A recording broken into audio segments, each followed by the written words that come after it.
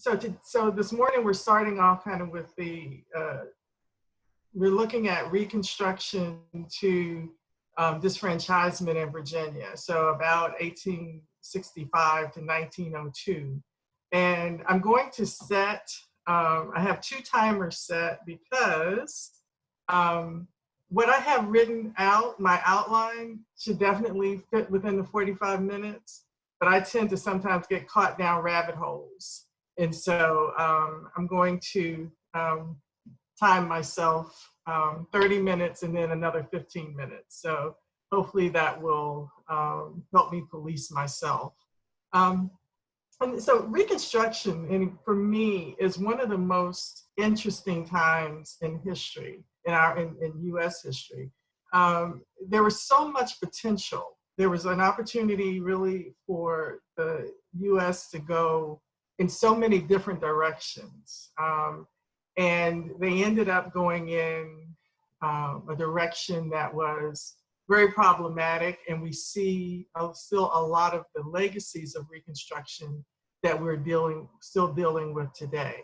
And so I'm gonna, Emma, can I share? Okay. Should be right there on the bottom, like a share screen option. Yeah, I got it.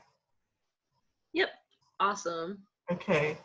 And I'm going to, I've sent this to Emma, so they're just a few slides, and if you think you can use them, and at the end, there's also a bibliography. So Emma will share this with you in case it might be useful. And Dr. Allen, we can see the left side too, so I didn't know if you want to put it in present mode. It's up to you. Let's see. There we go. Okay. So this is just my, the intro slide. And basically one of I don't know if you've heard the saying, after the war, there was this question of who might win the peace. And so that's why I call this winning, the beginning anyway, it was still a question. But historian Eric Foner writes that virtually from the moment the Civil War ended, the search began for a legal means of subordinating the Black population.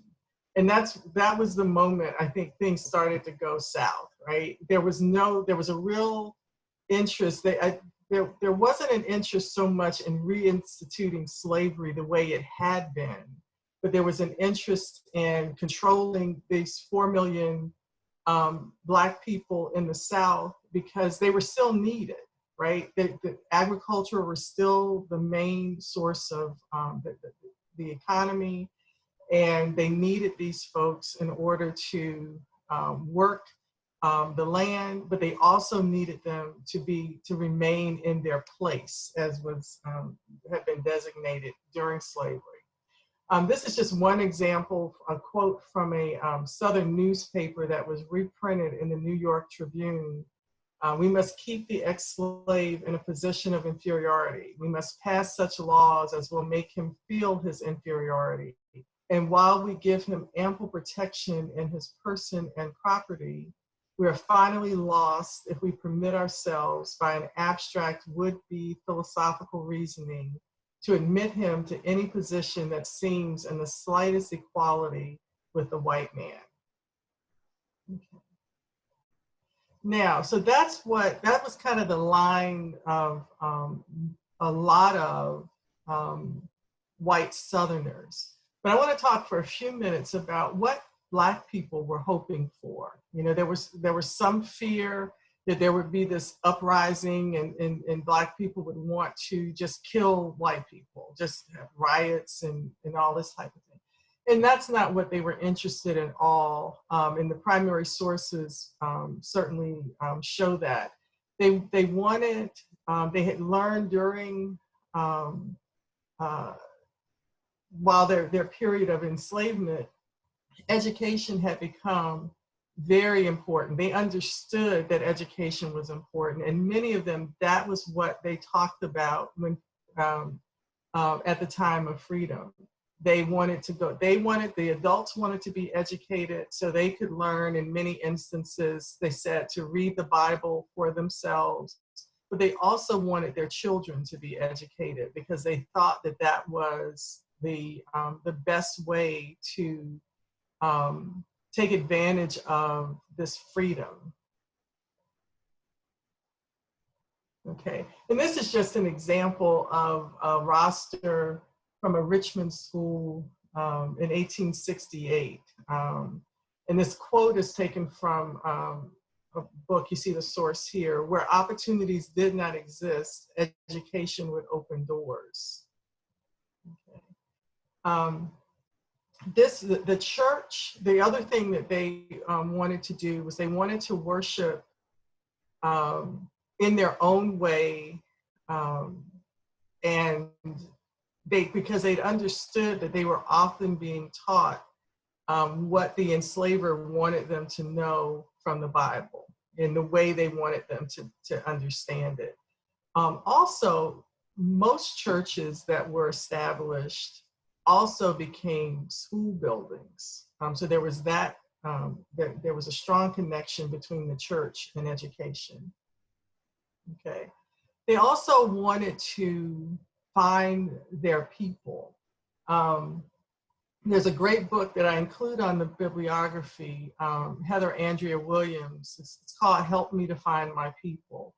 And Black people all over the South took off from plantations or urban areas to try and find family and friends who had been sold away at different times. And so this is an advertisement that was in the Fauquier County paper, I believe, where this but this person is saying that they left Fauquier County in 1844 and was sold in Richmond to Samuel Copeland.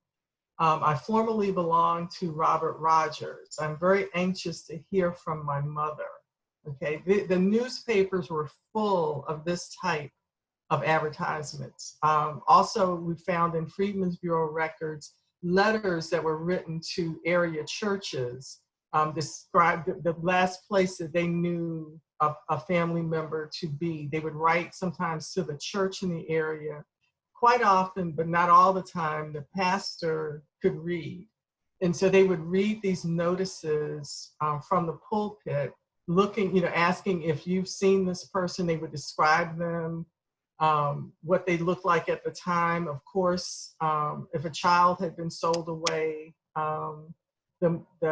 they might have that, that memory of a mother from 20 years before, but they would talk about scarring, or if they had a limp, and what their name was, at the time. And so this was really, really important. For years into the early 20th century, you would see some of these types of advertisements in the papers. Also, this was a time when Black men in particular became able to participate in the political process. And so these are just some men who were involved in the 1868 Constitutional Convention in Virginia. Okay, and then this is a photograph, it was a drawing of, these were the Black men who were there was one senator, and then the others were in the House of Representatives during congressional or radical Reconstruction. So I'm going to stop, and then this is the bibliography, and I'll, again, you will receive this from Emma. Okay. So I wanted to start with that because I think it always feels to me like a positive way, that this is what people thought Black people wanted, but what they, in terms of what white people wanted, rather, in terms of keeping control. But what Black people wanted was just to live their lives as free people among free people. And so now I'm going to go back and talk a little bit more about what happened in the early days, the transition to this open period, a radical congressional reconstruction, and then the shift back. Okay. So we know that when the war ended in 1865, there really wasn't a plan for bringing the country back together. President Lincoln, that's what he wanted to do as quickly as possible, but there was no written plan. And certainly within a week or so of the ending of the war, he had been assassinated, and Andrew Johnson became president. And so he too wanted to bring the country back together as quickly as possible. But we think, again, because there was no written policy set before this, that his ideas of what it would take to bring the country back together were different from at least some of the earlier experiments with Reconstruction that we saw under Lincoln's presidency. And one of the things that Johnson did was to get the state governments up and running as fast as possible. And they were required to have constitutional conventions in order to ratify the 13th Amendment. And once this was done, Johnson believed Reconstruction was over. The South, Southerners, the men who had voted and led the South before were elected back to office. They were sent to Washington to, in some instances, retake seats that they had left before the start of the war. And they continued to, as I said before, they needed these 4 million enslaved people. They needed their labor, but they wanted to keep them subjugated. And so that, in Johnson's administration and Johnson's plan, really offered no real opportunities for Black people or protections against the fraud and trickery of former slaveholders. And under this presidential Reconstruction, as it became known, the Black codes were established. And so the Southerners saw Blacks as second-class citizens. They could not vote. They could not own firearms. They could not serve in a jury case if that involved white people. They could not relocate if they didn't have employment. Okay, so if you decided that you wanted to leave the plantation and move to Richmond, right, to just because you wanted to live in the city, if you couldn't prove you had a job there, you could be stopped from going. They were not to gather in groups. If you saw 2 or 3 Black people standing, talking to each other, someone could come up, a police officer or a law enforcement person could come up and ask you for proof that you had a job. And if you didn't have that, they could arrest you, put you in jail, and then someone from your former plantation or another plantation in the area who was looking for laborers could come, pay your fine, take you out, and you had to go back to the plantation and work off your fine. You know, that the so-called pay for the fact that they had paid your fine. So this was a way, again, of keeping the labor source in control and keeping the laborers that you needed. And so Northerners, I showed you that quote from the article. There were some Northerners were starting to get really upset about the fact that Southerners were not acting like they had lost the war. You know, they had this attitude, and Northerners were like, they need to start acting like they lost. And one of the things that happened is in the election of 1866, the um, Congress, the Republicans gained control of Congress. And so things start to change, and you have what becomes known as congressional or radical Reconstruction comes into play. And so then there are military districts were established in the South, and the Southerners had to they had to go through certain steps in order to go to be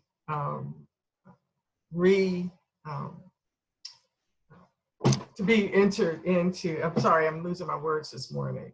To go back into the U.S. into the national government. It wasn't going to be just this easy way that Johnson had let them back in, and so they needed to hold each state. Former state of the Confederacy needed to hold a constitutional convention, this time to accept the 14th Amendment, which had established all people who were born in this country as citizens. This was the first time that citizenship rights were established in the Constitution. And so they needed to do that. At the same time, whites who had been disloyal to the U.S. government were not allowed to vote. They were disfranchised, basically. And so this allowed for the southern states, the southern governments, to be led by Republicans, Black and white. And so this was the time when you see Blacks being elected to not only local offices, but to national offices, like that picture I showed you.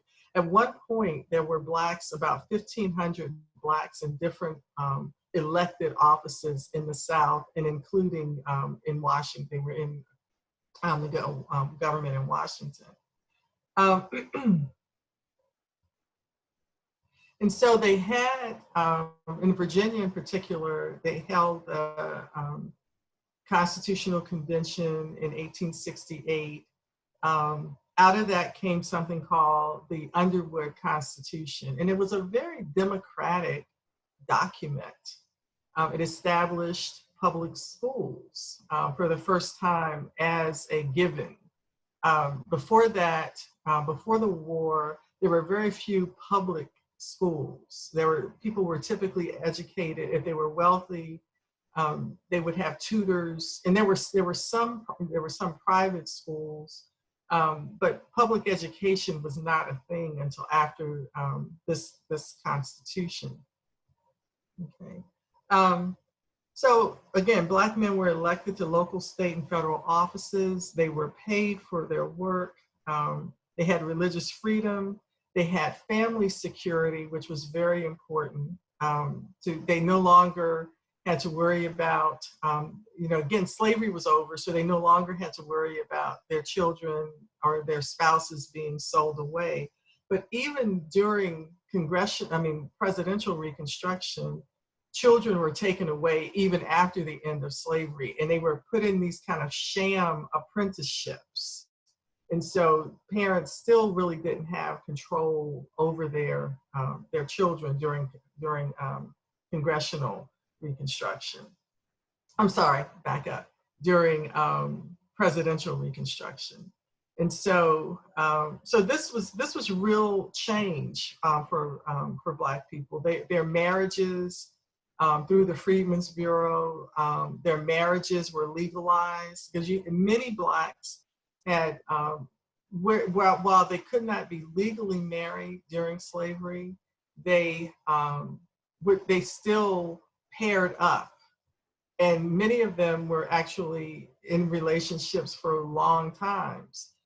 Some were not able to stay because, again, they could be sold off at any point in time. But their marriages were recognized legally through the Freedmen's Bureau, and thousands of people went to the Freedmen's Bureau in their areas, and they signed registers, and they would give many of them had good information too about who their parents' names, where they were from, and all of this. So these, where they still exist, these marriage registers tell a really interesting story about, again, the commitment to family that Black people felt, and that many of them had kept this information in their heads for many, many years until they had a chance to go through this process through the Freedmen's Bureau to legalize their marriages. Okay. Now I want to talk a few minutes about women during this time. I'll give you a couple examples because, you know, it's unfortunately, no matter what else was going on in some places, in some areas, women during Reconstruction, Black women during Reconstruction,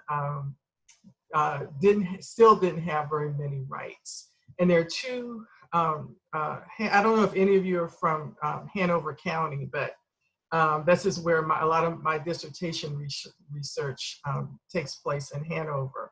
And there's a woman named America Denton who had been enslaved by a man named Dick Lime. And after the fall of Richmond, basically a lot of Blacks were considered free. They were free, you know, at that point in time. And they started entering into contracts or relationship with their former owner. And so she and two other women agreed to work for Dick Lime, their former master, and he agreed to pay them $5 a month. And that started in April, again, right shortly after the fall of Richmond. And come September, they hadn't been paid. And so America went to Dick Lime asking, you know, why they hadn't been paid. And so basically he told her that she wasn't worth any more to him then than she had been during slavery. During slavery, she had received one dress a year and medical attention. And so America, I wish I, you know, knew more about her, because she seems very, she was very determined. But she was married, and her husband had to, when she decided to take, they decided to take Lime to court, it was her husband who got to question Lime. And so long story short, the decision was made that because America left the field twice a day to feed her baby, she wasn't working as hard as the other people, and not even as hard as some of the other women, because she opted to feed her child. And she also got up early in the morning, cleaned the house, cooked breakfast, you know, and she did all of this stuff, but she wasn't worth any more than a dress, and there was no written contract, right? And so, and her husband off and on had worked for Lime. And so there's also the possibility that he didn't push Lime as much, because it's still, you were in the South, he was a Black man, this was a white man. And so anyway, the jury found in favor of Lime. And so right now, I don't know what happened after that with America. There's another situation where a man did write a contract with his former slaves to continue working with at least 6 of them. And he had the contract witness. There were 2 signatures on the contract. But he gave, the men all received some amount of pay, from $5 to $2.50 a month. That's what the males were paid. There's no indication of what they were doing. But then it says Melinda and her 4 youngest children, and Margaret and her 2 children were to receive board.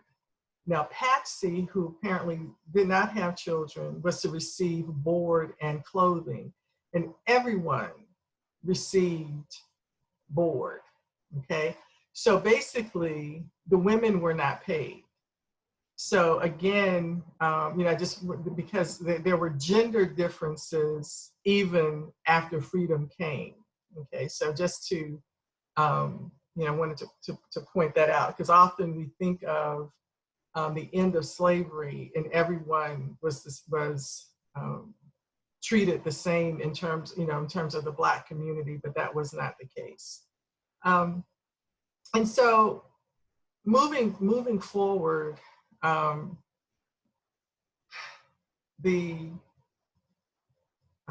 during congressional or radical Reconstruction, there was a real there seemed to be a lot of possibilities for this newly freed men and women. And they, again, as I said, they were elected to office, they were working, they were able to travel from place to place. Again, they were worshiping, and they were getting an education when they could and how they could. The Freedmen's Bureau in many ways was actually working for them. Now, in some areas, just like in anything else, you had unscrupulous Freedmen's Bureau agents. And yeah, okay. Let me stop here. Yes, radical and congressional Reconstruction are the same thing. Sorry. And so there were, let's see. But what was happening in Virginia, the Constitutional Convention happened in 1868. They ratified the 14th Amendment. They established public education, and the Constitution was ratified by 1870. Okay. Now, once that was ratified, congressional / radical Reconstruction was considered over. Okay, and you see that, and that's happening throughout the South, throughout the other former Confederate states. And so by 1873, you're starting to notice within the Supreme Court and the Northern attitudes, they're having their own financial and labor issues going on in the North. They're kind of starting to lose interest and commitment to Blacks in the South. And so by 1873, you start to see the Supreme Court starts to return slowly the South to local rule. And it determined that the 13th, 14th, and 15th Amendments, which were kind of known as either the Civil War or the Reconstruction Amendments, that those really had a limited purpose. Okay, they had and they had done their job. The Black people were free, and now they needed to kind of move on to other things. They needed to basically begin taking care of themselves, right? Now, one of the things that I often think of here is that these people had basically worked free since 1619, right? And they were given just about 10 years to then pull themselves up by their own bootstraps and move on. There was just interest was lost in really helping them anymore. Now, the Congress tried to respond to this change in attitude with a new civil rights law that was passed in 1875. And this was the law that basically gave Blacks access to public accommodations. So inns, public transportation, theaters, places of amusement were not to be segregated, and they were not to be, the prices were not to be different. And also, like for example, on the segregated cars on trains, those were to be eliminated. And you could buy a first class ticket, but if you were Black, you could still be set in a segregated car, which was usually smoky and dirty and very uncomfortable. And so this was what the Civil Rights Act of 1875 was supposed to fix. Okay. And there's a, let's see. So so not everything completely changed in 1875, but as they say, the writing was on the wall. And by the election of 1877, and it's also known as the Compromise of 1877, you have Rutherford B. Hayes, who's a Republican, running against Samuel Tilden, who was a Democrat. And after the electoral votes were counted, Hayes had 165. Hayes, a Republican, had 165, and Tilden had 184. Okay, but there were 20 votes up for grabs. Okay, there were 20 votes up for grabs. And that were this states that were contested: South Carolina, Louisiana, Florida, and Oregon. Okay, so there was a compromise that the Democrats would give those 20, allow Rutherford B. Hayes to take those 20, which gave him 185 and Tilden 184. But their part, what they also wanted was that the removal of U.S. military forces from the South.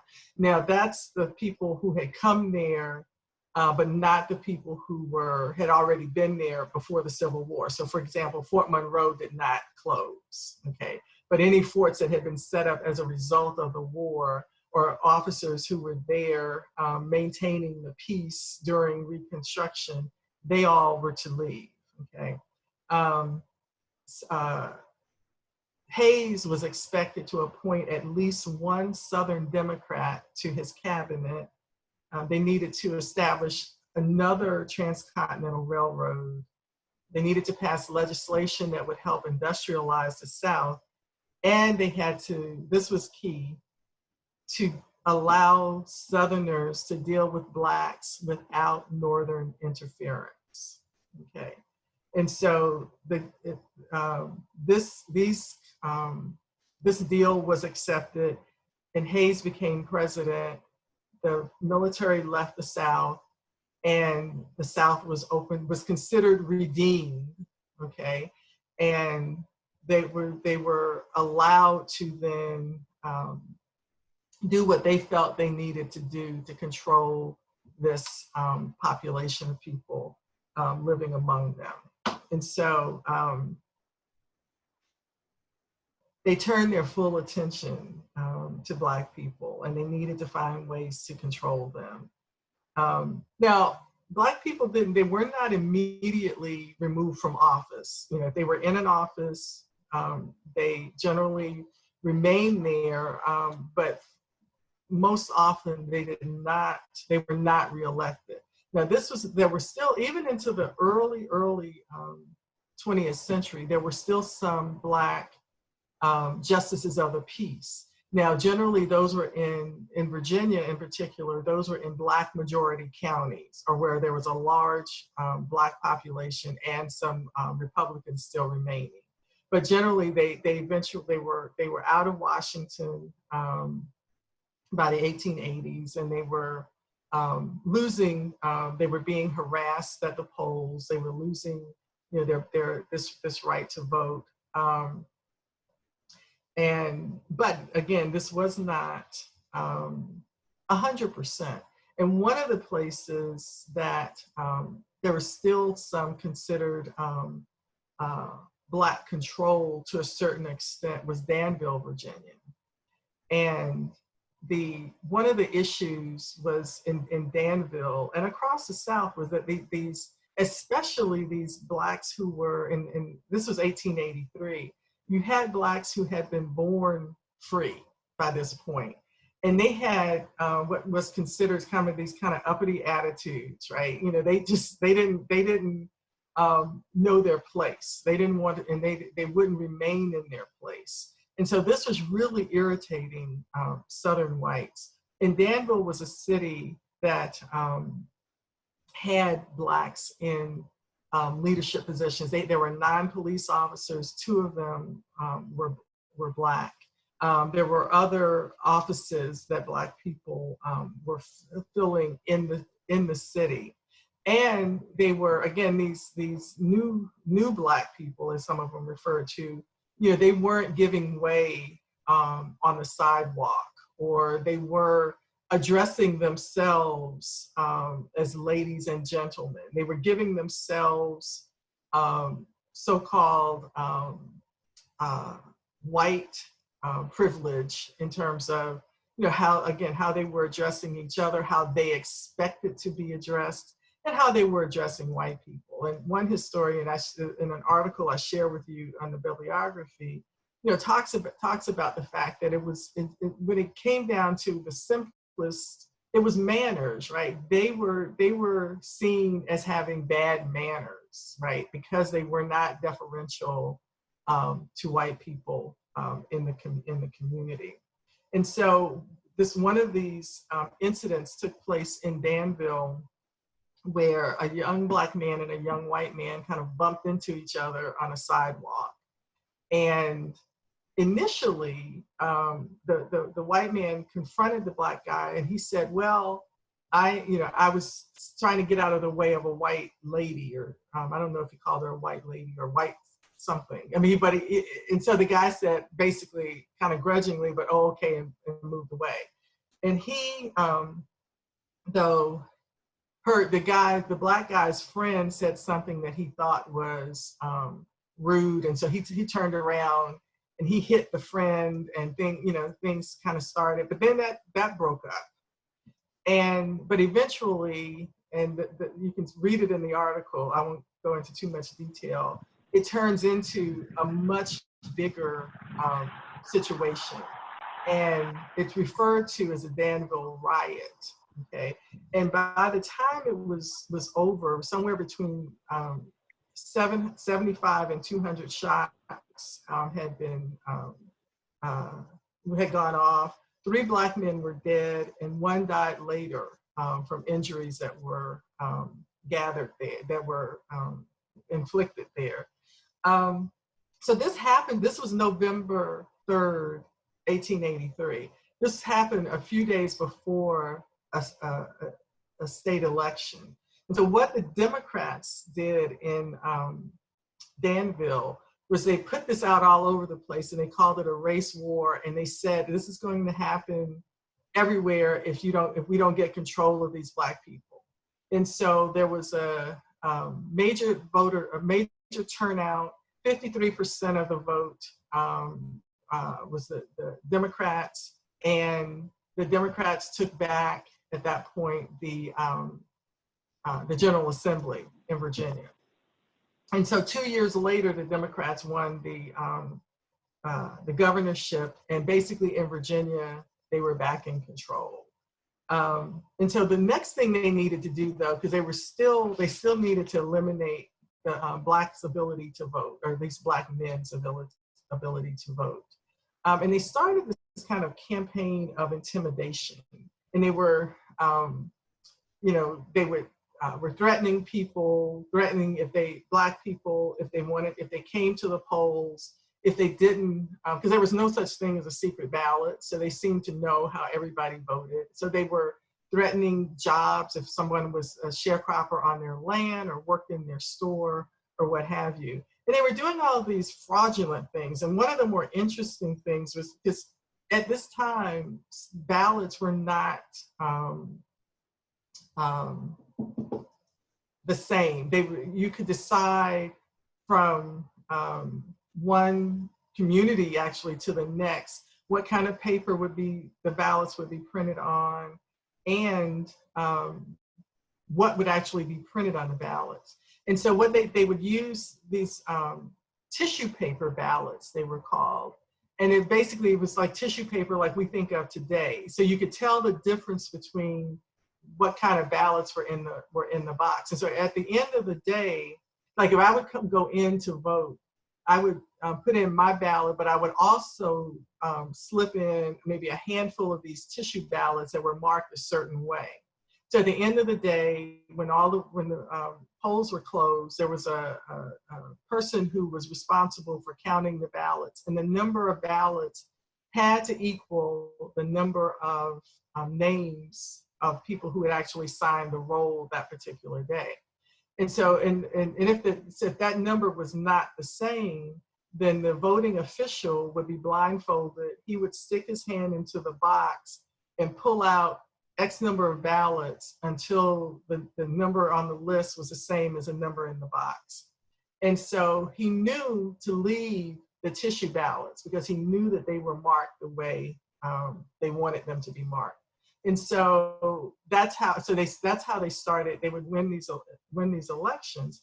But Virginians were always very kind of interested in being different from people in the lower South. They were much more genteel, and they didn't like the fact that they were having to use all this trickery to win. And so they started looking for ways to do it legally.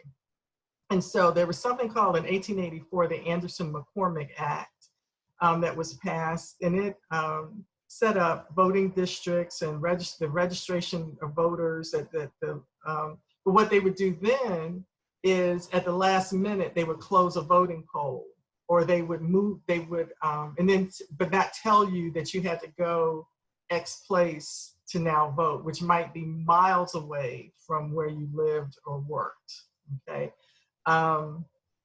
They also they took control over the electoral board, which was supposed to be one Democrat, one Republican, and that was never done. And so it was still fraudulent, even though they had this so-called Anderson-McCormick law. They still had to use trickery in order to maintain the ballot. And so in 1890, Mississippi figured out a way to disfranchise people within the Constitution and never mention Black people, because there was a fear that if they were seen as intentionally disfranchising Black people, the federal government would come back into the South, and they didn't want that to happen. And so Mississippi, using poll taxes and grandfather clauses, again, you could do that and not have to say we're doing this to disfranchise Black people. And so, but Virginia tried in 1894 another state law where they could they established this particular law established a special constable who was supposed to help voters at the poll. And so, for example, if you could not read you could tell the person who you wanted to vote for, and they could point out a name, may or may not be the name that person had said, right? So that's still allowed for fraudulent behavior. So eventually, Virginia voted to have a constitutional convention, and they voted in 1901. It started in 1901. It lasted for about a year, so it ended in 1902. And with that, they had also then established an understanding clause and a poll tax. So now the poll tax might be $1, $1.50, or $2, which doesn't seem like much of anything, right, to us now. But sometimes that was the difference between buying the seed you needed to plant, or buying something else that was much more necessary, that you had to make a choice between, living and voting. Then people, that's how the poll tax worked. You couldn't, and then it also had an understanding clause, which opened up the door for registrars and election officials to also commit fraud, because they would say, they would read you something, say a portion, and this is something that was reported in Ashland, which is in Hanover, and they would read it, and they would say to the Black person, "You don't understand that, do you?" And the Black person understood that he was supposed to say, I don't. And then they would read the same to a white person and say, you understand that, don't you? So that, and so again, within this kind of code, you kind of knew what you were supposed to do if you wanted to keep your job or keep your home or what have you. And so we've gotten up to this disfranchisement, and I'm going to, I'm pretty sure my 45 minutes is up because but I want to open it up for questions now, give you a chance to wake up if you're not at all. I'm ready. Yeah, and feel free to unmute yourselves. And I see a couple of questions in the chat too, if you want to ask Jody directly. Hi, Dr. Allen, I have a quick question. Actually, I have two questions. Do you see a major difference in the approach between Lincoln's administration and Johnson's? We sort of think of them as both trying to put the Union back together, but some people have pointed out that Johnson was probably more racist than Abraham Lincoln was. Do you see a difference in that approach? And then my second question was, why is it that you think that we often skip over teaching Reconstruction? Do you think that's because it's so complicated and so many things are going on? Or do you think that it's probably because Reconstruction doesn't have that happy of an ending of a story, and that's the reason that we skip over it? Okay. Don't treat it so fully as we should. Right. So your first question, I think that Lincoln would have approached it differently. And there was some indication, if you've heard of the Port Royal experiment that took place in South Carolina, there was some early in the war, like December 1861, the Navy sailed into Port Royal, which is the Sea Islands around South Carolina. And when the white slaveholders, saw this happening, they left most of their enslaved people there. And so it was, at first they didn't really know what to do with these folks, but they felt like, well, if we can harvest this crop here, we can help pay for this war. Okay. And so there was and there was some real resistance at first, but they freed the people who were there, and they agreed to pay them for harvesting this crop. And so, and it wasn't a perfect situation. People, there were some complaints that they weren't getting paid as quickly as they had been promised. And then also the Blacks started demanding the opportunity for an education.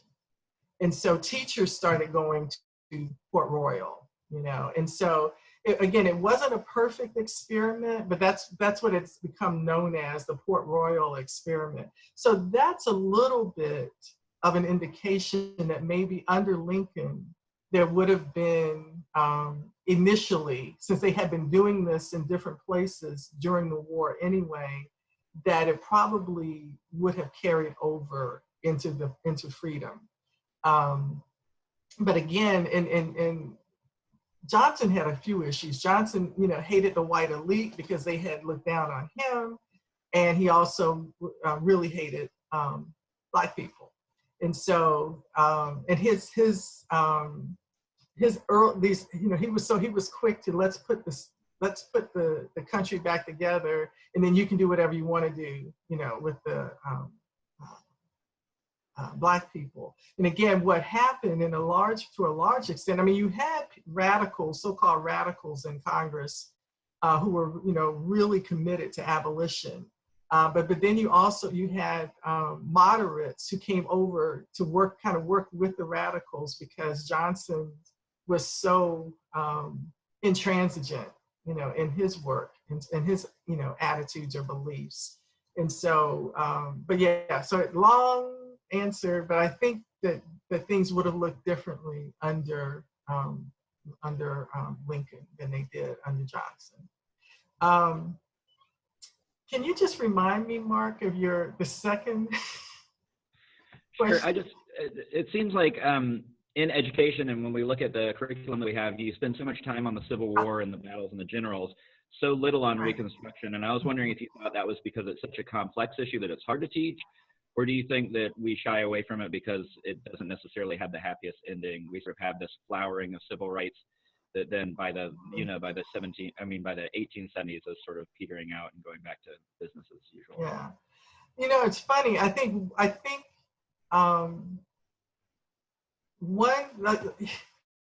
I'm not sure how it's taught, because I don't really remember if I even learned about Reconstruction in public schools. But I know, for example, one of the things we talk about at the college and university level is a lot of times, if you're teaching the U.S. survey and you're going from the colonial period to Reconstruction, usually by the end of the semester, you only get to the Civil War. And then you start back up after Reconstruction, typically, right?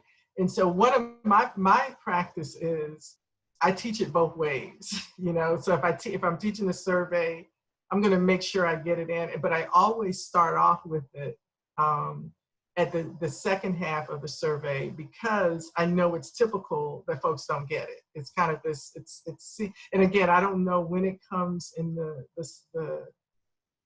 semester in the public schools, but I also think that it is very complicated because there is so much I skipped, in terms of just the political and the social. There's this moment in Virginia politics, which is what I'm talking about.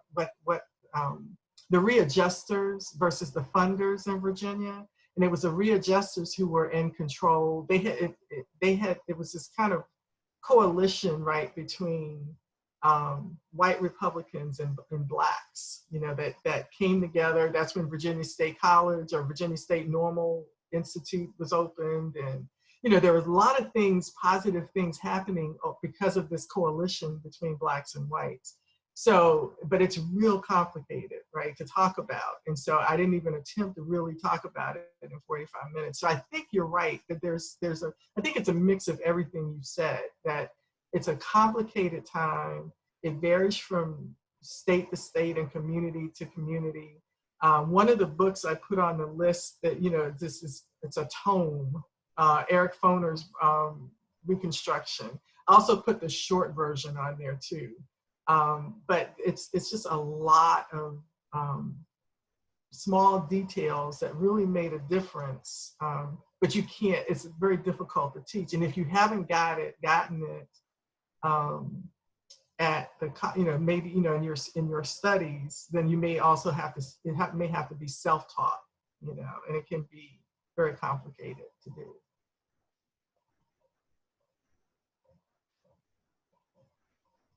Emma, were there some questions in the chat? Yeah, I see that a couple of people were asking you. Oh, sorry, was someone speaking? You go ahead, I'll ask after. Oh, go ahead, Pamela. I had a question on the chat too, but I'll come back to that. I just want to ask again, we were first talking about the radical Reconstruction, and you were listing some of the things that were regulated for the Black community, such as the not being able to relocate without a job, and not being able to congregate in a group more than 3. Can you list the other things? I missed some of those. Okay, let's see. You couldn't, like they wanted to force people to stay. I didn't say this, but they wanted to force people to stay in the rural areas because that's where they needed them. And so they would make it illegal for Blacks for people to hire Blacks in cities, right? So in urban areas. Let's see, I'm trying to think, go back to, I said, yeah, congregating, can't remember.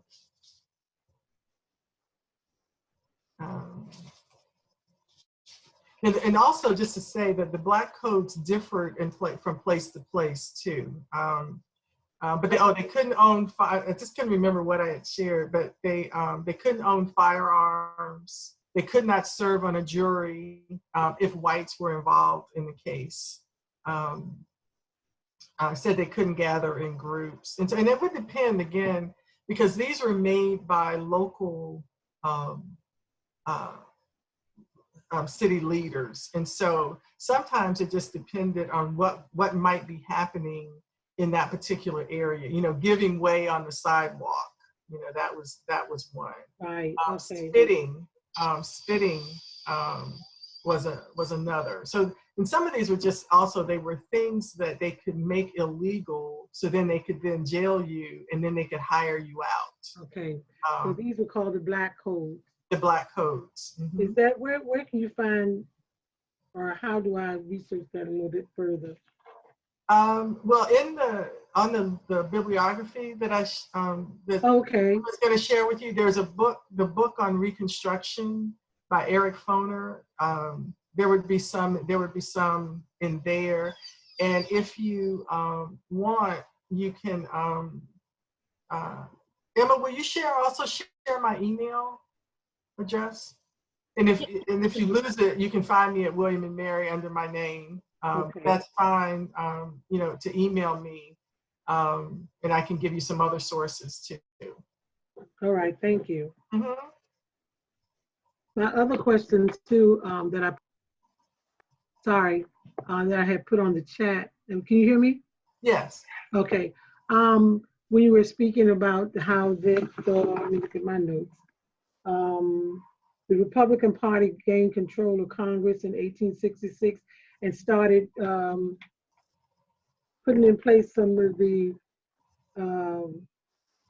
laws and processes to sort of like help the Blacks to be integrated into the community, basically. Mm-hmm. And then you mentioned how the Democrats took it back over in Danville.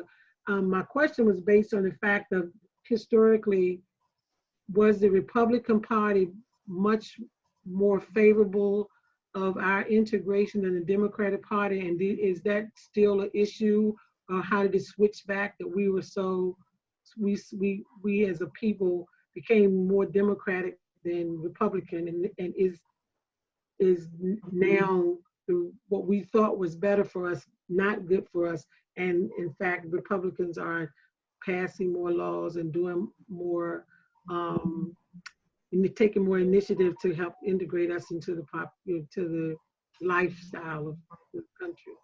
Right. So I'll say that the name was the same, the names are the same, but the platforms were very different.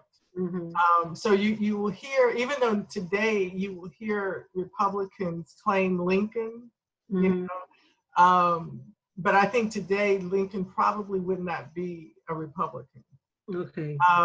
It's just the ideology was very different. The Republicans were the people who were, they were generally, there were a lot of very serious abolitionists who were a part of the Republican Party at the time.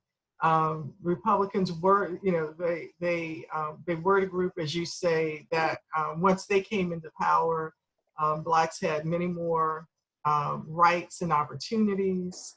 And so it's a very, again, different ideology all the way around. And some of that it started to change with Franklin Roosevelt, right? Roosevelt was a Democrat. And so, but you still have some people some Black people will say that, you know, they're Lincoln Republican, you know, but generally that it started to change right around, you know, the time of World War II. So you're saying that the change in ideology is flipped to the ideology under Democrat. Right, because the Democrats was under Republican. Right. Okay. Right. I mean, that's I think a general way of thinking of it. Yeah. Mm-hmm. Okay. Probably have time for one more question if anyone else wants to ask Dr. Allen something. Thank you, Pamela, for those questions. You're welcome. Yeah, Barry. Well, maybe not so much a question as kind of an observation, piggybacking on the issue of the Democrat versus Republican Party. Honestly, it is something I've heard lately in the past few years that's kind of gotten me really frustrated. It seems like there's this kind of narrative being put out by the Republican Party of today to kind of say, okay, yeah, it was the Democrat Party was the party of slavery and the KKK and Jim Crow and all that. And I remember growing up, it wasn't like that. It was, it was emphasized more. It was Southerners. It was the conservative Southerners who were more in favor of all that. And I think really what's being kind of confused is about, it's not so much Democrat or Republican. I think it's more about liberal versus conservative. And I had kind of posed a question in the chat related to it, was how much of this was really a national party platform for the Democrats versus was this more regional in terms of conservative Southerners who just wanted to regain that position that they once had before the war. Yeah, it's interesting. I mean, that's an interesting observation, because you do have FDR and JFK, other Democrats who had to, who felt like they had to court what was known as the Solid South. So there was, but so much they were going to, that LBJ was going to push until after the election, because he felt like if he went too far toward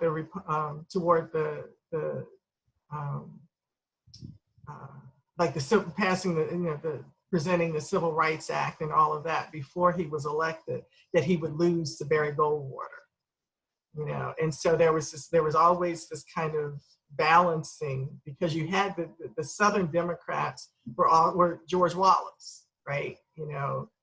Standing in the school door, refusing to let Black students in, and then you had the Southern Democrats were the people in Little Rock, Arkansas, who are in other places, because actually Little Rock, an aside, wasn't as bad. Most of those people came in from outside of Little Rock, actually. But anyway, that there was that definite balance well into the 50s and 60s, of keeping, or because the South, again, they were considered a solid voting bloc, and if you wanted to be elected, you had to court them. So in that way, and they were both Democrats on both sides, of the coin, so to speak.